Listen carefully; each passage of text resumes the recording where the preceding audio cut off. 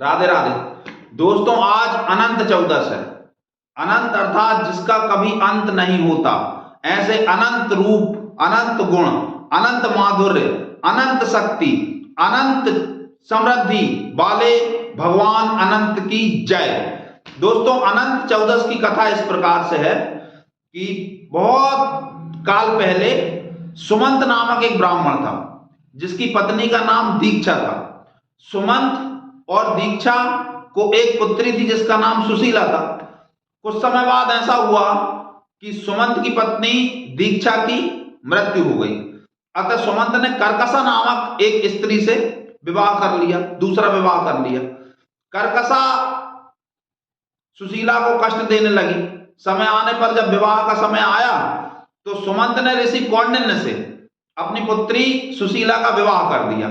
जब दामाद को कुछ उपहार देने की बात आई तो सौतेली मां कर्कशा ने ईंट और पत्थर के टुकड़े एक कपड़े में बांधकर दे दिए। इससे कौंडिन्य ऋषि को दुख हुआ। वे अपनी पत्नी सुशीला के साथ अपने निवास की तरफ चले, किंतु रास्ते में रात हो गई। एक नदी तट पर उन्होंने संध्या करने के लिए जब वो संध्या कर रहे थे, उस समय पर उनकी पत्नी सुशीला ने बहुत सी महिलाओं को रंग बिरंगे वस्त्र पहनकर पूजा करते हुए देखा। इस पर उत्सुकतावश सुशीला भी उनके पास में पहुंच गई। तो उन्होंने अनंत चौदस का महत्व बताते हुए कथा सुनाई और 14 कांटों वाला एक डोरा सुशीला के हाथ में बांध दिया। सुशीला जब वापस आई, कौंडिन्य ऋषि ने पूछा कि ये डोरा कैसा है। इस पर सुशीला ने बताया कि ये अनंत भगवान का प्रतीक है, इसमें 14 गांठें बांधी जाती।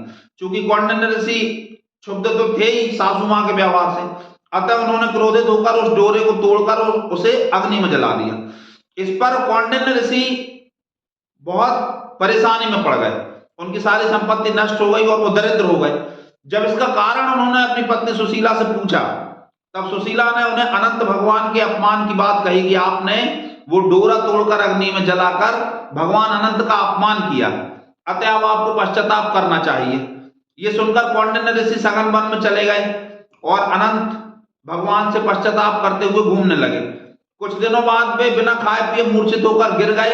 इस पर भगवान विष्णु, जिनका की नाम अनंत है और अनंत चौदस में जिनकी पूजा होती है, वो प्रकट हो गए और उन्होंने कहा कि चूंकि तुमने मेरा तिरस्कार किया था, इसलिए तुम्हें ये कष्ट भोगना पड़ा है।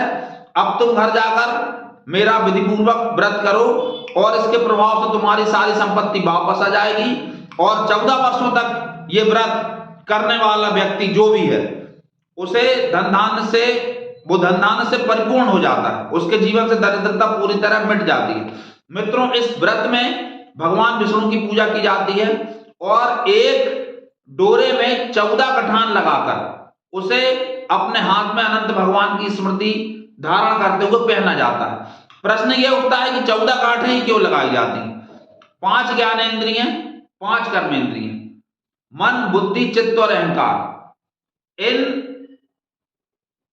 14 को 14 गांठों में पिरोके और अनंत भगवान को समर्पित कर दो और स्वयं अनंत हो जाओ।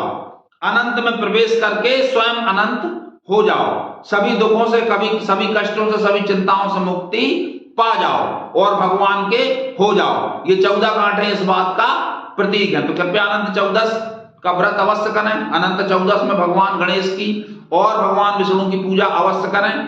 हमारा वीडियो कैसा लगा कृपया कमेंट बॉक्स में बताना न भूलें और हमारे चैनल को लाइक और सब्सक्राइब अवश्य करें। इसके साथ ही अनंत चौदस का ये सिद्धांत याद रखें कि जब भी आप अन्न अपने घर में लेकर आए तो अन्न भंडार में अन्न भरते समय ओम अनंताय नमः, ओम अनंताय नमः इस मंत्र का जाप करें और आप देखेंगे कि आपके घर से कभी भी अन्न की, द्रव्य की, धन धान्य की कमी नहीं होगी। तो बोलिए ओम अनंताय नमः, अनंत भगवान की जय। हमारे चैनल को लाइक और सब्सक्राइब अवश्य करें। राधे राधे।